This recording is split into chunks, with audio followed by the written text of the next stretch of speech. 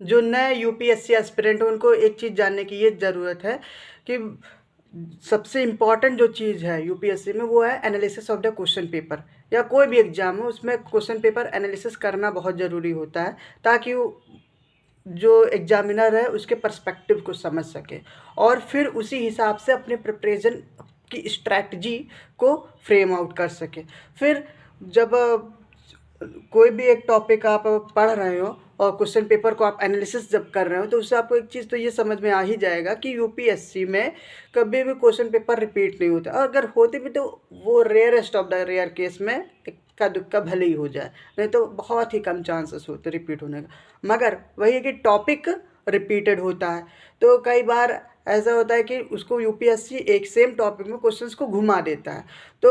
ऐसे टाइम में आपको करना ये चाहिए कि अपना टॉपिक को जब आप नोट्स तैयार कर रहे हो तब शॉर्ट नोट्स तैयार कीजिए और बार बार चीज़ों को रिपीट कीजिए। एग्ज़ाम मेंस में जब जाइए तो वहाँ पर जो आपके कंटेंट हो वो ट्रस्टवर्दी हो, जो पूछा जा रहा है उसी चीज़ से रिलेटेड हो, ज़्यादा ज़्यादा क्वेश्चंस के इंफॉर्मेशंस आप दे सकें, वो भी कंसाइज अच्छे फॉर्म में, वेल स्ट्रक्चर्ड हो, अच्छी हैंड राइटिंग के साथ हो, कंसाइज हो।